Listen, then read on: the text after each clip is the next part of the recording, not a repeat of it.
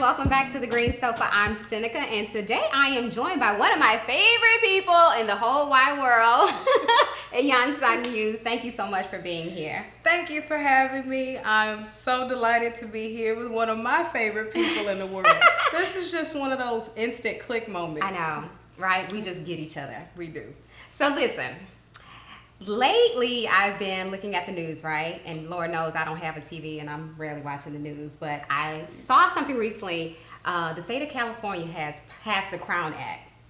And the Crown Act basically stands for creating a respectful and open workplace for women with natural hair. Praise God. Right? SB 188. And so the thing that's so perplexing to me is that we have to create a law that basically says women of color can wear their hair the way it naturally grows out of their head. Well, it's a dang shame that they have to pass a law that we can wear our hair the way it naturally grew out of our heads. Yeah, I don't get it. It's overdue, but I'm glad it happened. Yeah. And so, you know, when I hear people, I always get this all the time, right? I'm sure you get this all the time where you meet someone and they see your locks and they're like, oh my God, you have beautiful locks. I love your locks. I used to have locks. And it's like, oh, well, what happened to your locks? And it's like, oh, well, you know, I got a new job and I cut them. I always feel like if you're going to cut your locks, cut them for any reason but a job. Yeah. Any reason but a job. Because sometimes with locks, you know, they carry spiritually, locks carry a lot of spiritual energy. Yeah. And a lot of people don't really know how to remove that energy. They don't. So they cut the locks off, or they just feel like it's time for a change, a rebirth, a renewal. Because going bald is a spiritual symbolism of rebirth. You see what I'm saying? Because when you're born, when you come out of your mother's womb, you have a few strands of hair up there, but you're not born with a mane. Right. You see what I'm saying? But to have to cut your hair to keep a job, flag on the play.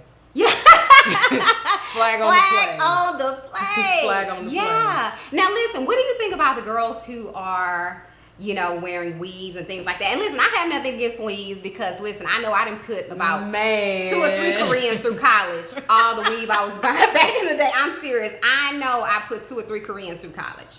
Yes, I had the jet black, wave length, waist down, Naomi Campbell do. Okay. When I saw the Michael Jackson in the closet video. Oh, yes. When Naomi Campbell had that long, that was me 10 years ago. Yeah.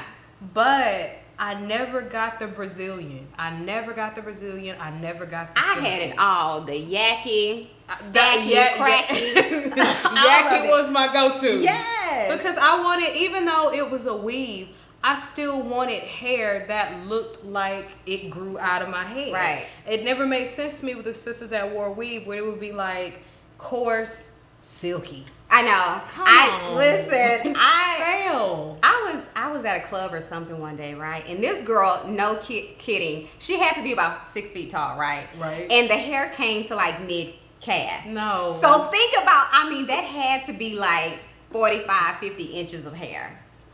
Easily. And you could tell her hair was really short, right? It was like, you know, because all you see is this real wavy, coarse hair and then this long, silky, straight hair. And I was just like... I never really liked it. What inspired my weaves were the pictures of the ancient Egyptian women with the really thick, cold black hair. That was what I used to wear. Even when, you know, when I used to go and shop for the weave. Yeah. And the clerk would be like, you not want Remy? You don't want Brazilian Remy? And I'm like, no, I want nappies I ask you for. Yeah. I want hair that look like this. Yeah. Oh, okay. Okay. And they looking at me crazy. But going along in my spiritual journey, I went bald by default, honestly. Okay. I went natural before natural hair became a thing. And it was something I had no intentions ever on doing. Okay. I had gone to the weave store that day. I had bought the hair, I bought the perm, I bought all the stuff I needed, right? But then when I took my cap off, something came over me that I still to this day can't explain. It was like when I put my hand in my hair and I looked at my root and I realized I have a really good grade of hair. Yeah. And it was almost like my crown spoke to me. It was like, don't do this to me anymore. Wow. Please don't do this to me anymore. And I like how you said you had a good grade of hair. Right? Because you hear people say all the time, like, oh, you got good hair. I'm like, according to who? What the hell is back hair? Exactly. And I didn't like how too flat hair looked on my head anyway. I felt like it made my face look fat. Right. So I pulled up this pair of craft scissors. They weren't even hair scissors. And I sheared myself bald right there. Wow. Yeah, I always tell people I didn't have a spiritual epiphany. I was perming and dyeing my hair, right? It was breaking out crazy. It was scalp horrible. burns. Yeah, scalp burning. And so I remember Track I got slipping. Oh, listen. Lord. All of it. And so I remember getting a perm one day, did it myself, I think. And so I'm in the shower combing through my hair, and it's just falling out in clumps. The whole shower is covered in hair. Lord have mercy. Just patches of hair falling out of my hair. So I called up the guy who did my hair at the time, Roy Butler, love him to death. And so I was like, Roy, I'm gonna come in and get my hair cut today. And he was like, yeah, okay, I'm at the shop, come on in. And so I went in, got my hair cut, right? And I remember him saying, well, how much do you want cut? And I was like, all of it. And he was like, are you sure? Are you okay? Everything okay?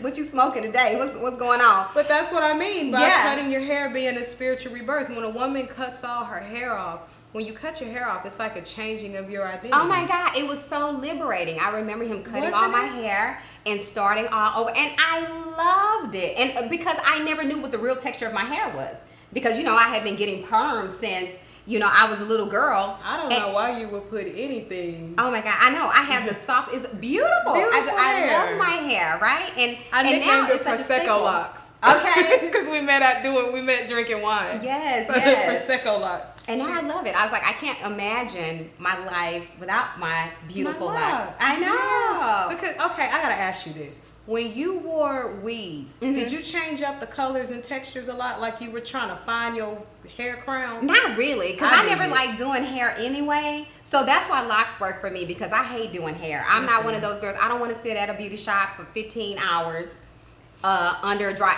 No, I can't. Listen, the girl who does my hair, boss women got too much to do. Yeah, for that. I got things to do. I can't be sitting under dry and with all these 15 women we talking about nothing. Absolutely. Yeah, nothing. for 10 hours. No, I can't do it. So I need to go in, get my hair washed, retwist it, under dry 2 hours. I'm out of there. Keep it moving. Exactly. Keep it moving.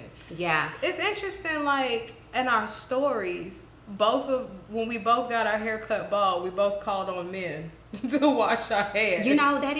That's crazy. Yeah, because the guy who did my hair was a man. Yeah. Yes, the I didn't even think about that. The last person to professionally touch my hair was one of my fraternity brothers. His name is Chris. Yeah. And he was a natural hairstylist. Okay. And when I sheared myself bald, I had a total meltdown. Oh wow. He was like, "What did I do?" So he calls me. I don't know. No, I called him. And I was just like holding the phone because what am I going to tell him? Yeah. I sheared myself? Yeah, I'm bald. And so he's like, are you okay? I'm like, no. Yeah. And so he comes over to the house and I hide behind the door as he's coming in the house. Yeah. And he sees all this hair everywhere and he's looking all baffled. Then he looks up at me and I automatically do this. Uh-huh. Like, I'm not beautiful without my weave. Oh gosh. Problem. And he goes, well, look at your little pea head. Oh, look at your little pea head. Right. And he washed my hair. I remember it was like this ginger mint shampoo. Ew, that sounds good. Oh, God. And it was like when he was washing my hair, I just felt all this energy leaving my crown. I just felt it leaving. Yeah, washing all that negative energy away. Yeah, then washing all that fakeness away. Ooh. I had to figure out a way to sell all the fresh tracks I just bought. Everybody wanted Brazilian Remy. And here I am with 2 bags of 18-inch Yaki. Right. Man, that was not cool. Okay, you're like, what am I doing with this? That was not cool. But there's something that I would like to point out about spirituality and hair. Okay? Because a lot of, I don't know if you've been seeing some of the YouTube videos about how some of the hair has been recalled because people have been cutting hair off of corpses and it's been having worms in it. Oh my God. Oh, honey, do your homework. What? Yes, look up Weaves Gone Wrong on YouTube. Oh my goodness. But I appreciate Weaves Gone Wrong. But I appreciate so many of the sisters who were brave enough Yeah. to be vulnerable and come forward and show the damage to their scalps on camera and show that to millions of people. So even though I don't know who these women are by name, I toast to you for showing that. Absolutely. Because not only is it not healthy for our physical being, it's not healthy for our spiritual being. Yeah, and you know, a lot of the research that I've been doing has shown that a lot of the perms and things are linked to cystic fibroids and things like that in our system, you know. Absolutely. Women who perm their hair are 2 to 3 times more likely to have fibroids. I mean, it's crazy. And I don't see why people don't see that link. Did you hear about, I forget, because I have so much to remember, but I forget which source it was. But look this up, guys. Just Google search this quote or phrase, please. But from the time a black woman gets her first perm to the time she makes her transition, there is an inch, like this thick, of just chemical goop jelly between your scalp and your skull. Like, this stuff literally eats holes in your... Yeah. Yeah. But see, anything that has chemicals in it is going in your bloodstream, even if it's topical. Yeah, that's true. But on a spiritual note, there's something, please, everybody get this knowledge. A lot of the Indian hair comes from red light districts. A lot of women in India sell their hair. And unfortunately, this is not at all to pass judgment. It's just stating the fact like it is. Yeah. Many of the women who cut and sell their hair are also prostitutes in their countries. Wow. And that energy is going on the crowns of a lot of people's heads. And in spirituality, your pineal gland is up here. Yeah. Your thoughts are up here. Your mind, your spirituality, your visions, everything is in your crown. Your crown rules your body. So what you put on your crown is very, very important. And as a part of oppressing women of color, we were forced to change our crowns to match the European woman. And it's not to insult the European woman. Do I think her long blonde or long brunette or long red hair is beautiful? Yes, but it's beautiful on her. Yeah. That's pretty on her. This is pretty on me. Amen. I know that's right. You see what I'm saying? Toast to the locks. Toast to the locks, honey. I know. But you know, one of the things this is one of the things I struggle with, is because the things that they think are ugly on us, that they've taught us to be ashamed of, are somehow glorified on other women. Exactly. You know, the nose, the full lips, the big breasts, the small waist, the wide hips, the big butt, the thick thighs. Somehow, when it's on Kim Kardashian, it's all of a sudden a thing. I've been liking having a big booty since Sir Mix-a-Lot. And I cannot lie. I used to work at this bar called the Brick House. Okay. Tavern and Tap. Ooh. It was right next door to Hooters. So it was an upscale Hooters. Okay. But the Brick House was for, voluptuous. Yes. The voluptuous women. Yes. Okay. You didn't have to be skinny with big boobs. Right. It was, And every time that song came on the PA, the girls would chase me all over the restaurant. Okay. It got on my last nerve. Right. But I'll say this.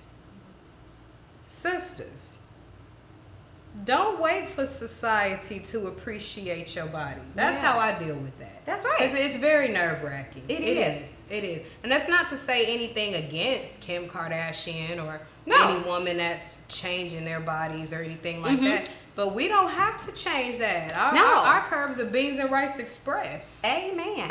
Yeah. I mean, Kim is a beautiful woman, but she does not look like that outside of those clothes. You know what I mean? Not naturally. Not naturally. Not naturally. One of the women I respect so much is Tyra Banks. Because Tyra was one of the first models that made being a voluptuous woman a beautiful thing. Not to mention the Kiss My A heard from around the world on her Tyra Banks show. Absolutely, because Tyra is a beautiful woman. And I remember back then, Tyra had like double D's. I mean, you know what I mean? And she was considered a full size model. And that's crazy. Like, But see, this goes back to the lies of an image. Just the word image in itself.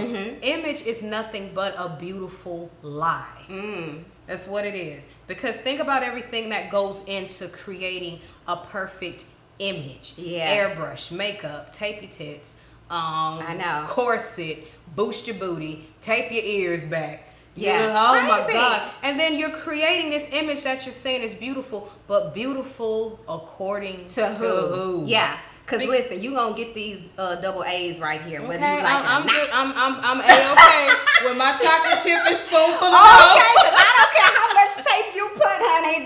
This is all you getting right here. Double A's. That's it. That's about as good as it gets. I got a beer and a half to drink out of. But it's intoxicating. I know. Okay, and half of this is bra. But see, here's the thing though. But see, you're absolutely gorgeous. Because when I first saw you, no homo. But when I saw you, I was like, I love her. I love her, and I don't know. I love her. And then you're like, hey, my twin. Exactly. Because I was like, oh my gosh, she's got long, beautiful locks like me. This is a good thing. Yes. I love and then when you got to speak in the spiritual dialogue, I was like, hallelujah. Okay. Yeah. Finally. Exactly. Because my executive producer, he says I'm righteous and ratchet at the same time. I'm very much righteous and ratchet. Well, I would say you're someone who openly loves yourself, and I think it's absolutely gorgeous. Hey, listen, I second that emotion. I shade. I shade. Yes, but listen, have you seen the new Sports Illustrated with Tyra Banks?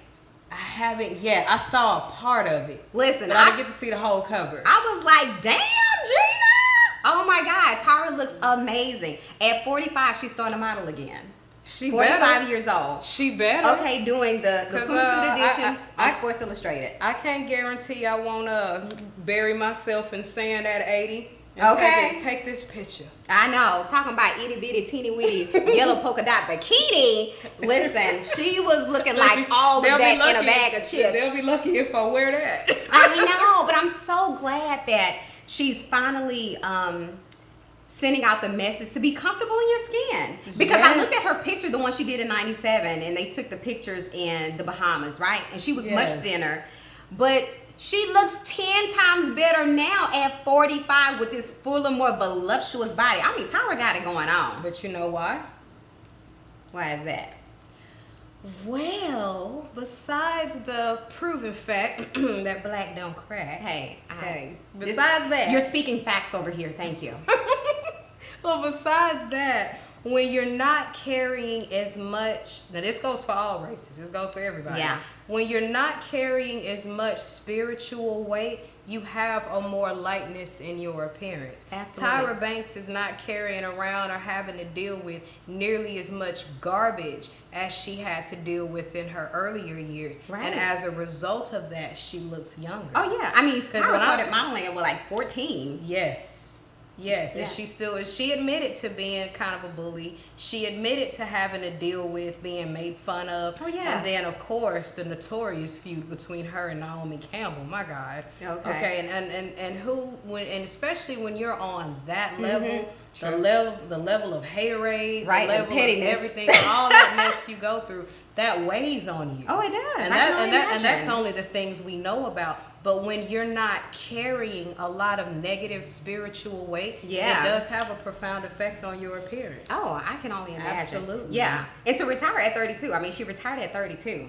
And she left because she didn't want the industry to fire her, right? Because 32 in modeling is considered old. Please. Right? And to come back at 45, like, absolutely. And look better than you did when you were in your 20s. But see, this is where the world is changing for the better. Absolutely. Where what is and what isn't beautiful is not being determined by one major factor. Right. It's going back to that image according to who? Because see, when I turned off the TV, because I had that battle with, you know, you're pretty for a dark-skinned girl. Oh, dark skin this, dark skin that, dark skin, dark skin, dark skin. Oh, for crying out loud. Right. Can I just be pretty? You know, can I just be? Yeah. Dude. But no sooner than I turn off the television and stop feeding into that and go out there and live my life, I'm beating men off of me with a bat. All of them. Asian, Hispanic, black, white, stuff I can't even identify. Okay, got the samurai sword. Back up off me. No, Go somewhere. Exactly. Seriously. And listen, speaking of dark skin, one of my WCWs is Lupita Nyongo. Listen, if I was into women, I'd be into Lupita. Cause she is gorgeous. I love Lupita. She is. She's so beautiful. I mean, that beautiful chocolate skin. I mean, I can't think of how many magazines she's graced the cover of.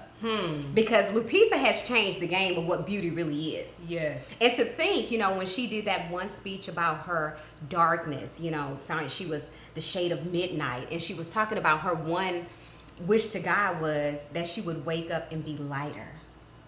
Right? Because she was always teased about her dark skin and her coarse hair. And and now to look at her, and she's on every magazine and blowing up in the movie. Yeah, yes. She is absolutely gorgeous. So but there was a time when, we weren't embraced and respected for all the melanin in our skin. Exactly. Well, I never really had the dark skinned girl complex, like wishing I had lighter skin.